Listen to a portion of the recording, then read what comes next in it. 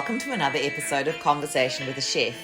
I'm Jo Ritty, and I love sharing with you the conversations I get to have with talented and passionate chefs. It's the backstory, if you will, to the food they're putting up. I begin today by acknowledging the Wurundjeri people of the Kulin Nation, traditional custodians of the land where this conversation takes place, and I pay my respects to their elders past, present and emerging. Today I'm chatting to Nguyen from Otao Kitchen. Funny story, I actually met Ha in the spa pool in my apartment building. He was talking to some other neighbours in the pool about restaurants and about his cooking school, Otao Kitchen, which obviously piqued my interest. I told him about Conversation with a Chef, and very happily for me, he agreed to talk to me. I'd walked past his original cooking school venue on Victoria Street so many times, and I'd often thought about doing a class or having a chat to the chef. On the day I walked down to talk to her, it was 32 degrees, and I hadn't realised that he had new premises still on Victoria Street, but a little further down. I was a molten version of myself by the time I got there. But the school was cool and high-ceilinged and quite beautiful. Ha had a big bottle of sparkling water for me and generously gave me a lot of his time and told me his story. Ha is originally from Hanoi in Vietnam and pursued cooking studies in Wellington, New Zealand, before coming to Melbourne and working at a hiking lodge on the Great Ocean Road for 6 years. He now runs the highly successful cooking school in Abbotsford. I'm booked in for a dumpling masterclass next week and I cannot wait. I loved every minute of this conversation and I know you will too.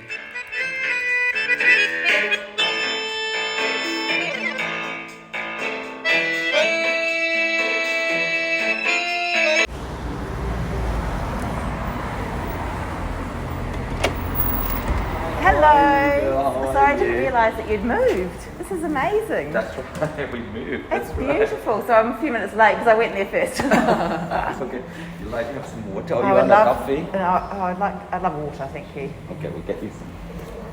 Thank you. Wow, what a beautiful space. Yeah, so we actually moved to this side July actually. Oh, John, really? Oh. And then got shut down because of the the COVID lockdown. And then, so we're now back to some sort of normalcy. Well, yeah. Take a seat on this side. Thank you. Yeah, for sure. It's so nice and cool in here. Hi there. Good, thank you. Hot. Yes, I was at home and I thought that was okay. Sorry, I'm already recording. Oh, did you? Yeah. So get the full atmosphere of coming in. This is the whole thing. Okay. No, so it's very much of the is the atmosphere that we try to create. So here we got used to be seasonal venues are very small, so like 1.5 of these tables. Now we get much more. Yeah, this is much bigger. Yeah, it's really beautiful. Did you have to? What was here before? It was a medical center. Yeah. So I got them all out. Yeah. And then I actually projected, so I'm very proud of myself. It's one of the things I learned about when I was in New Zealand. Yeah. I was able to do renovating apartment. Okay. And we did that in Christchurch and in Wellington, so that's something I learned in New Zealand actually. Yeah. Because I would live in Hanoi and then just a city boy, but in New Zealand it's so expensive there. Yes. Everything you try to do it yourself. Well, it's a DIY nation. That's one of the things I learned very quickly. Yeah. Because you can't afford to do it. No, well that's right. Yeah. So you then have to learn, and then so I renovated house, and my former partner was an American guy, and he didn't want to deal with that. So we live in Wellington. He moved to a friend's place in Mount Victoria. He's at lift. I didn't want to deal with the mess. And then I'm like, oh, okay, it's not very helpful. We're supposed to be in it together. Yeah. But that's how we sort of learn the skill of how to do things. But it's interesting, isn't it, how all these things that you do in life, you'd never know where they're going to lead, and then that's helped you with this place, so that's great. That's right, yes. Yeah. The other place I did that project myself as well. You did as well. And then the same thing that when I was down the Gresham Road managing a hiking lodge, actually I worked for somebody else when I first moved to Australia, and then that one was new, but then I managed to be able to do, to do a bit, not renovation because it's brand new, but still, have to do a bit of involved in construction, buildings and other things. So that's something that sort of I learned to do. And one thing I have to thank New Zealand for, because the New Zealand's so expensive and so difficult, you tend to just do it yourself. Yes. And so that's a good thing. It is a good thing. And bad thing, because sometimes it's so stressful, because I managed, this is a big project, it's worth like $450,000 project. Yeah. And then try to manage yourself, it's quite a lot of Well, it is. Well, it is, and that's a whole other level. Because often when I speak to chefs, especially I mainly talk to head chefs, is that you're not only thinking about the food, you're thinking about all the food costs, but now you're thinking about renovating as well, building. Wow, it's a lot. But at least you get it the way you want it. Yes, exactly right. And because I tried to, because the cooking class is difficult to. One of the issue with us is that you need to have the numbers. It's a number game again. So we don't want to be to have a cooking class for 2-3 people. No. But people want to have a bit of community, but a bit of like social. Yeah. And then so more people is better. Yeah. Except the COVID doesn't help. No. So when you come to that, when I first started the business, I thought, well, if I do 10 people, it's perfect. 8 people, perfect. I do everything, but then in the real world, it's not possible because if you're sick or something wrong, there's too much mucking around. Yeah. And so because you're on your own, so that's the reason why we decided that we want to be bigger. When you're bigger, it means you've got staff and you've got support and. So what's the biggest size of class you would do? We can do 40. Yeah, okay. And that's pretty hectic though, isn't it? So, it is. So are you up the front teaching, and then do you have other staff kind of helping out? Yeah. Because that's how it's happened, because we got the set up there and then the projector TV, so people can see what the chef's doing on the table. Yeah. And then so also that helped to, and then we've got other stuff to sort of circulating around to make it easier. Yeah, right. And so, let's just start back from the beginning. So you're born in Hanoi, were you? That's right, yeah. It's such a beautiful city. Have you been there? I was there in 2014. How beautiful. Yeah, wow. I did a cooking class in Hoi An, but I loved Hanoi, I think, because I'm also a French teacher, and there's the French architecture, and actually an older Vietnamese woman came up to me, and I was lost. I was obviously looking around, and she said, "Vous êtes perdu?" And I was like, oh, she didn't even say it in English. She just spoke to me in French, and I was like, brilliant. So I have a special place in my heart for Hanoi. It's a big city. It is, Yeah.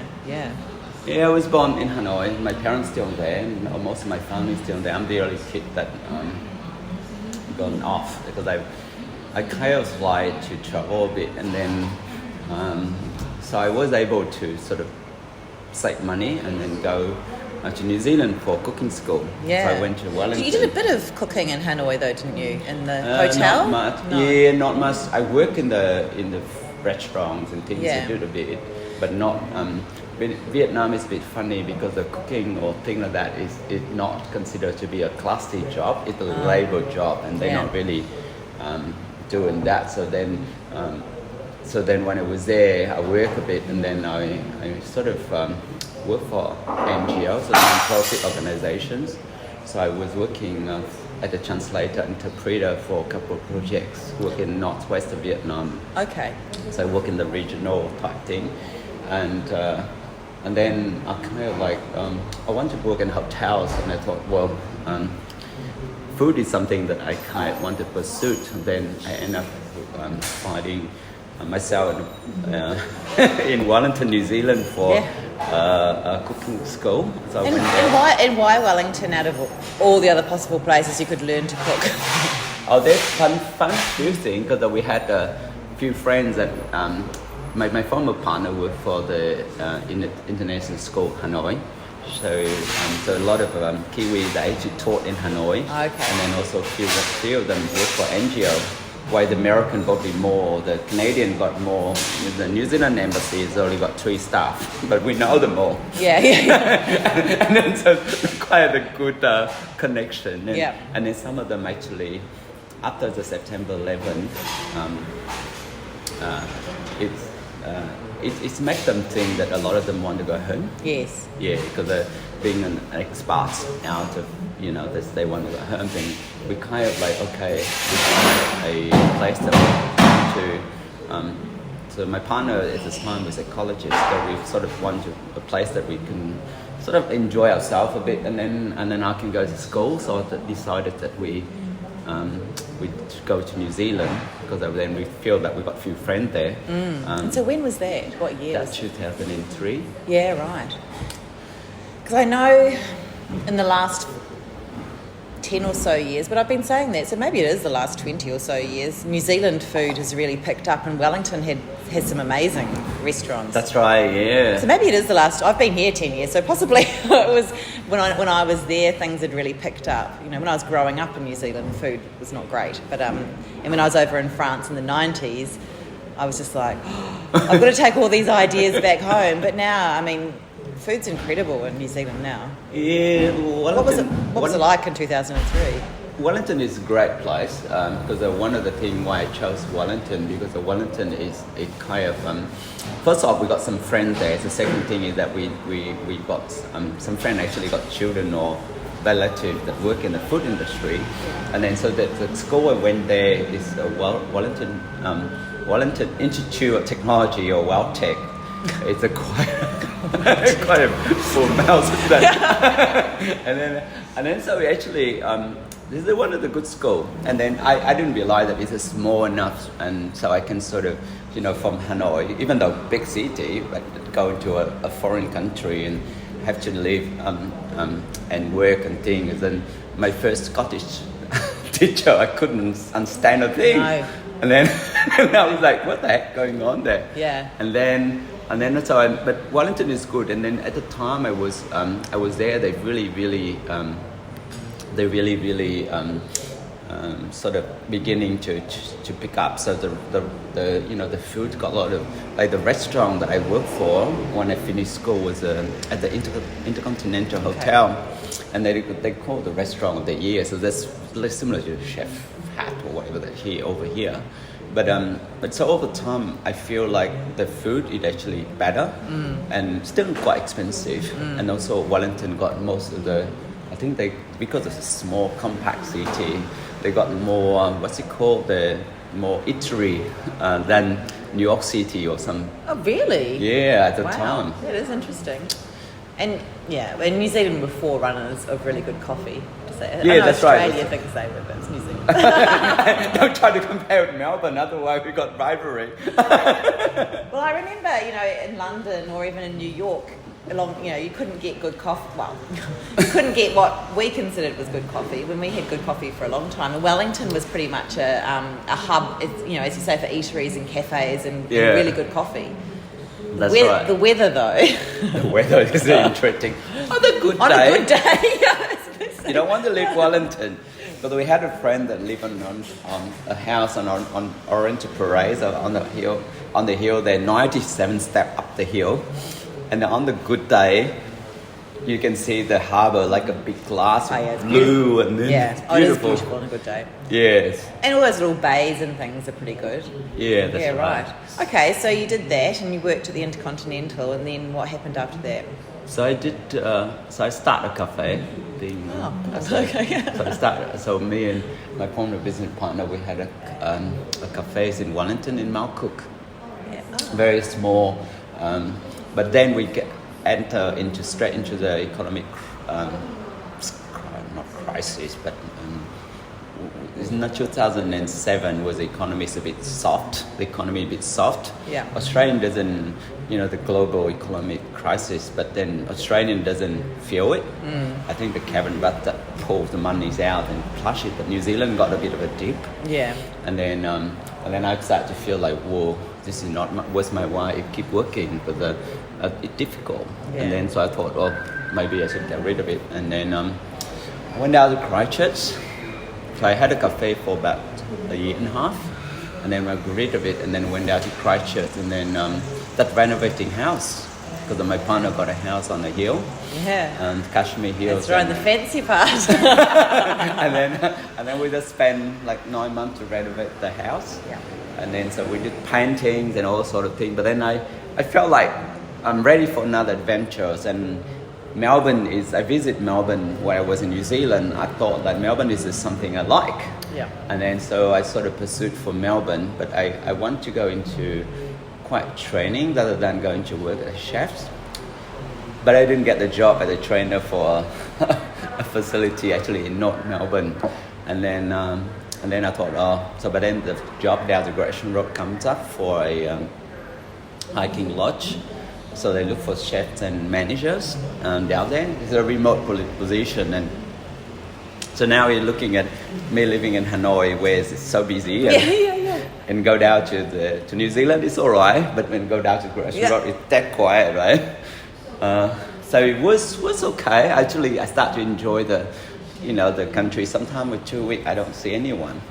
So what kind of food were you? So it was a hiking lodge. You were cooking for people who are hiking. So, that's right. Yeah. Right. So more or less like 3 meals plus morning tea, afternoon tea, kind of pay type thing. The lodge only cater for 10 people. Yeah. And then they pay quite. I think now they charge about $2,300 for 4-day hike per person. So it wasn't bad. So I worked there for 6 years actually. 6 years? Yeah. Wow. I enjoy it. So remotely, what too? Wow. I wasn't But it's expecting only- that. but I only- was thinking a year, but 3 hours from Melbourne. And True. I got 3 months off in the winter, which is a really good thing. So I can travel pretty much to Europe, to US, to all part of Asia and different things. So I really enjoy the working down there, down the Gresham Road. yeah. And then people keep asking me why don't some funny hiker, they pay for the hike, but they didn't want to walk. They come too hard.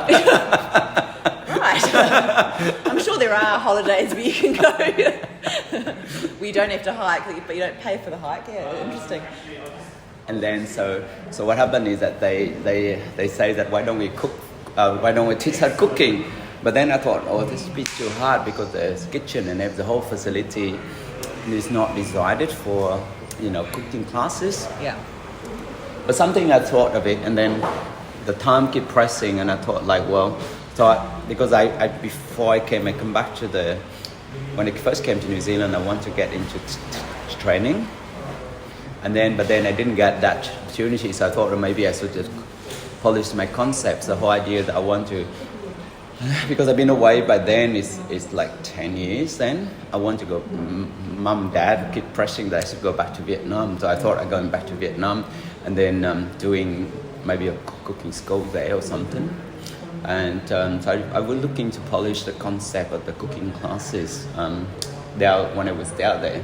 And then so it's about 2014 I decided that's where I'll just start the business. But then the former business owner, they're quite supportive, but I didn't work for them 3 days a week.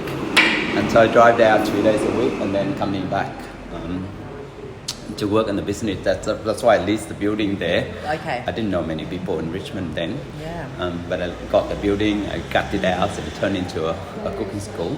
And then it's quite sort of, at first it's like, God, what I end up doing. I should have worked for people instead of work for myself. The first 2 years I didn't make any money at all. Spent all the saving. Yeah. And then after the third year I start to make money, so I start to feel a bit more confident. So that's okay. And that's an interesting point, because you can love what you're doing, but if you're not able to live from it, then that's a stress, and so then you're sort of really, it's tricky. It is very tricky, and then but then many of the customers start to come, and so they tell other people, and then but also that I learn more tip and trick to market the product. It's quite important to do that. Yeah. Nowadays it's much easier because we got staff and you can have a little bit of money, so you can had specialists to do certain things, but then I was like, I don't understand all these things. No. Yeah, that's right. Websites and SEOs and distribution channels and all these sort of things. It's quite complex. Yeah. And then I was, then sort of slowly we get a lot of business and start to hire staff. And first we got 1 and then 2 and 3. Now we end up with it 5 staff now. So it's good to have a bit of support. And then you still work, but at least that you can have support. Yeah. And so you don't just cook, it's not just Vietnamese food that you teach, is it? No, first off we start with Vietnamese. Yeah, of course. Because it close to me. Yeah. And onto the street. And then we did, but nowadays we have Thai, Vietnamese, Japanese, Indian, Korean, mostly Asians, that's more popular. And then we also ate on the Southern Europe, like say Spanish, Italians, and we had Mexicans. We probably ate more the South American, sort of that's where a lot of people inspired to travel. Yeah, that's right. But they can't. And then some other sort of Asian sort of destinations that we might put it in. And the teaching side of things, did that come naturally to you? How to convey what you're doing? Yeah, and most of even learn much stuff. Naturally, we learn to do it, and with that, first it's a bit difficult, but then naturally you just sort of be able to show them the techniques and how things are done. So no different than a restaurant, except the customer cook themselves. Yeah, that's great. Wow. And what do you think it is about? I mean, obviously, you know, that is your skill, and so, you know, you did try to get out of it, but there must be something about cooking and hospitality that you enjoy that's kept you in it. I love the energy of people when people come. It's just a lot of energies, and you know, people are quite curious, so they share ideas, and they kind of people like people. So this, even though it's COVID, it's a bit of funny about it. We're not supposed to like people, but people but that's how that because you know, since I was young, my mom got a food shop in Hanoi for many years. Oh, okay.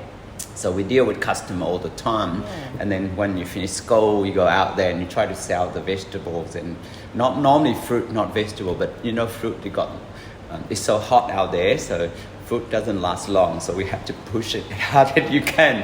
Yes. Otherwise, you're going to spoil. So then, so that's how we sort of used to the idea that it's quite funny when Mom taught me when I was 10 years old. You're not selling 1 kg, you try to sell 3. Because what happens is that otherwise the food goes off. Yeah. And then it's so hot. And so Mom always tried to sort of that. So it's the same thing, is that we got that sort of generosity that, you know, that kind of like, for me, I do charge people a lot of money, but I give them a lot of things, so that way then, say, they can drink. We don't encourage them to be drunk, but they can drink whatever they want or things like that. So that makes them feel like comfortable. So they bring their own. No, we include it into our package. Oh, wow. But then some people like to have one class, and some people have 3 classes. I don't. Yeah, it sort of all evens out. Yes, yeah. We things out, so it's fine. But the thing is that's part of it, is to make it more like. So people feel like comfortable and sort of enjoy themselves. So they not. And do you all eat together at the end, or do they take their food away, or what? They're a combination of both, because normally we set out for people to cook per couple. So we set out the ingredients set. So each of the couple would have their own set ingredients, so they cook it, and then so normally we divide the thing into like different courses. But they normally we try to get them to prep most of the right at the beginning, because that's why it's easier to tell them to, because as soon as they got the glass of wine, it's a bit hard to tell them. So we would say, okay, so do all the prep, and then they cook, and then they eat, and if they can't finish it, they can pack them up, and then they can take them home. Yeah. And then so we do that. Depending on the menu, it could be 2-3 rounds of things. So they eat, and then so that way then they're quite social, and then they cook, So what's an example of some things? So if you go to, say, a Thai class, then you obviously make the curry paste. It's quite important to make those, to understand those. So they all make them, so we got the set ingredient for them to make that. And then once they make the curry paste, and then they move on to make, to prep all other things. So then when they finish prepping all that, they put on the side. The next thing they do, they cook the entree, and then they eat it, and they have a glass of wine, and then they go on and cook their main, and then while they cook the main, will make so they being a curry. So Thai being a curry, say green curry or red curry. Then normally they cook it, and then so while they cook their main, then we show them how to finish the salad, which is being, say, papaya salad, and they make the papaya salad, and then they can eat it, or they can wait until the main curry finish, and then they eat it together at the end. So that's like that. So then we just give them wines and beers, and so when they eat, and then they can have whatever question they have for. And how long does a class last? So normally it take about 2.5, 3 hours. Yeah, right. And do you have set times that people sign up for, or do you have groups that come in already? So the weekend tend to be, we have set times. So we run a class on Thursday, Friday we might run 2. Like today we had 1, and then tomorrow we had 2 classes, and then Saturday we get 3, and Sunday we got 3. So we got about 9 class minimum. Right. 8, 9 minimums, and then we have all the corporate on top of it. Yeah. So the corporate at moment, no corporate because they all sit on holiday. Yeah. And then the corporate book normally midweek, and then when the corporate is out, then means that the school holiday comes in. Yeah. So then we do school holiday because normally during the school holiday we do roughly many the kids, and also other charity sort of class that we do.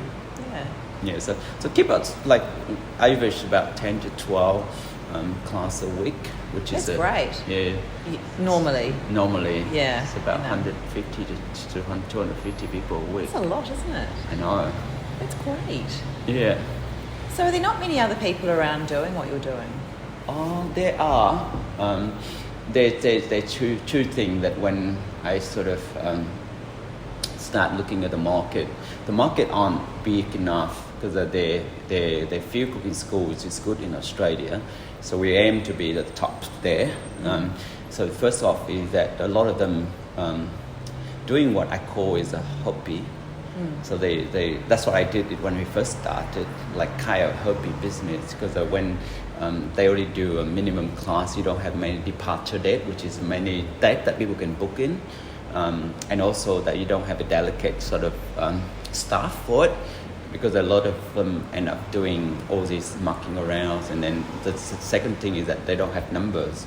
Yeah. To get number, you need to invest into facility, and it's not easy to. Because what we call here is an education center, and so most of them, in order to invest into education center, you need to require a bunch of things that you need to with the council requirement and also the plannings and things. So it's not so none of them doing at home or things. So then doesn't have that sort of. You don't have the numbers. When you don't have number, you don't have the support, and then the staff issues, and as well, the marketing. Nowadays, it's become a full-on business. So the real business need to require a lot of, like, no different than a restaurants and bars and things. So you require a bit of a technical aspect to do that. Yeah. So it's not at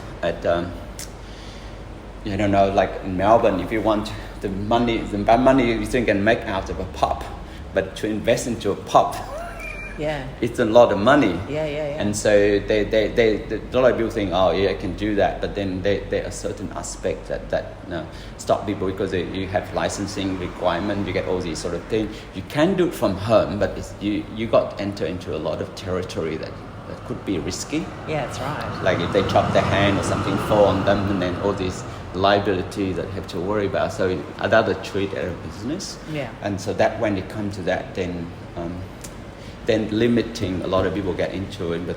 But then I think that this is a good sort of business model alternative to restaurant, where especially with this sort of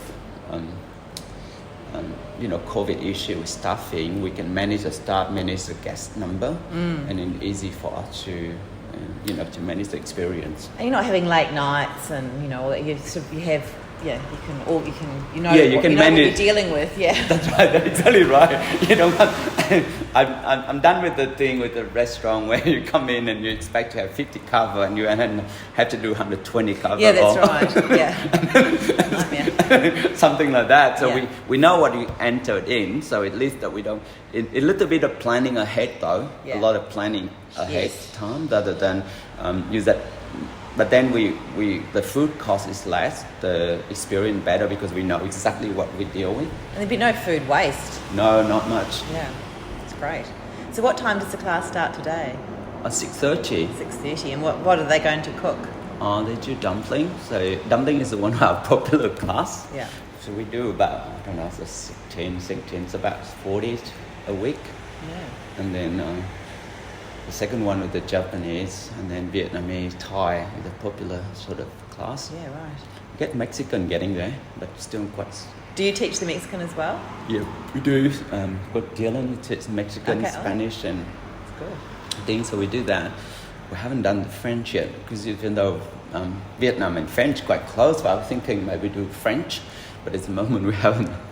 We have to design the class for it. Yeah, French is. I don't know, I still always feel like it's going to take a lot longer to do French dishes, isn't it? You need quite a few hours to, That's right, that's right. Very particular, but I mean, it'd be interesting to do. Yeah, so Australian is, the reason why I started the business because Australian is, I work for a travel company, so when Australians, they love travel, love explore different things and love cooking, all these shows on cooking. Yeah. Every time I've travelled, I'm not Australian, but every time I've travelled, I've always done a cooking class in the place where I've gone, and I think it makes you feel a little bit more in touch with maybe the food and the culture, culture rather than just being a tourist the whole time eating the food. Yeah. Yeah, that's right. So people want to get behind the scene and do things rather than they consume it. So which is quite good, and also during the pandemic, which is we're so lucky because of the when it first started, it's a bit sad, but not much I can do about it. So in March 2020, we start to get shut down, and I'm like, I think we might survive 5 months because I still have to pay staff, what I was going to do, and then the rent and everything. So we keep burning on 40 grand a month. And then until the government support kicks in, and I'm like, whoa! But then we have the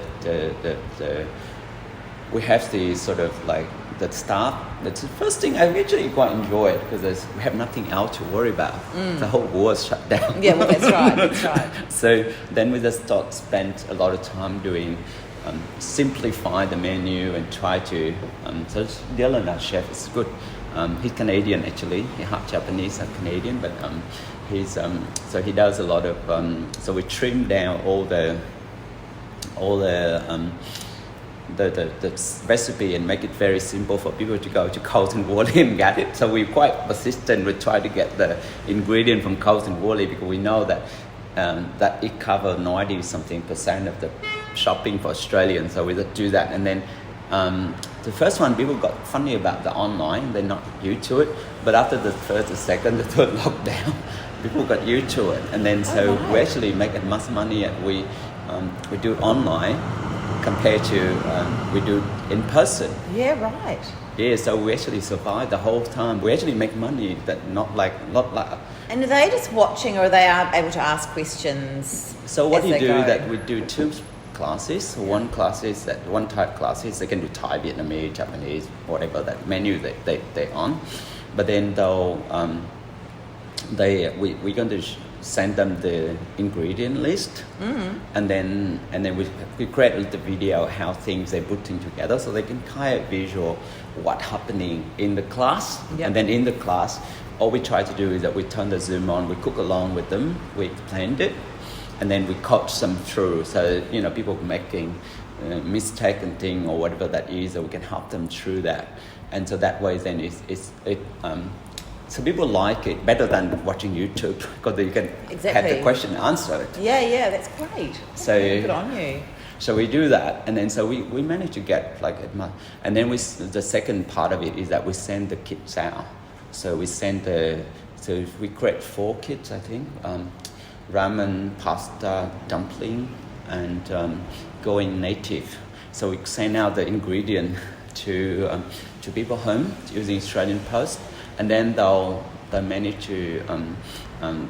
It's a bit of a problem with Australian Post, but we work through. Yeah. And then so then corporates and things like that, they buy all these boxes, and then so we turn the Zoom on, we teach them. Yeah. What's going native? This Australian native, Australian indigenous type ingredient. Great. So we incorporate into our cooking class. It's one thing I learned about when in New Zealand was a Maori food, and that's why I thought I could quite do it. But Australia is a bit more sensitive than Maori about their native ingredient, because it's more. They think that because I'm not a native person, so I can't present it. While New Zealand, the Maori doesn't care. Yeah. All right. So that's a different because it's more. It's more to themselves rather than the Maori in New Zealand. The Maori in New Zealand, they don't care. They don't care who presented. Yeah. That's right. Yeah. So it's different. Yeah, interesting. Oh, that is interesting. Yeah, that's interesting about the cultural aspect. Why the Maori is, I guess that even the Maori is more defensive about other things. That's right. But they're not defensive about their culture. Because a lot of chefs are incorporating native ingredients here, but is it more the fact that you're talking about it or presenting it? Is that what? That's right. Yeah, like? presenting it and Okay. teaching it. So it's a different aspect to it. But then at the end, we sort of like because it's good for people to understand about their food, and we manage to we are educators, so we tend to be quite incorporated into their food, and at least they know what to expect. Yeah. And so we do that, and then also add on the wine tasting, the cocktails, and the gin makings, and also Really? yes, in part of the class. So This is a one-stop shop. so that's the reason why we survived in the pandemic. Brilliant. And now even if more lockdowns or if this sort of restriction go on, that's how we can lean on, so we can sort of have to keep the staff working and Good for you. Gosh. yeah. It's brought a whole new meaning to pivot, hasn't it? I know, but this is the same sort of thing, except that we do, except the chef doesn't meet the customer, and and then so that's the reason why you sort of see there. I have at first we got all these cameras, it's very complicated, and then with it now make it simple by using the iPad, the latest iPad.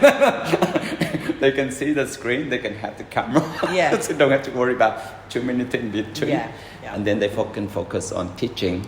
And then so Well done. So it was a bit of a challenge to go through, and but I enjoy it, and then it's good to have this sort of facility, so it's good. Beautiful. Thank you so much for your time. It's Thank lovely. you for coming.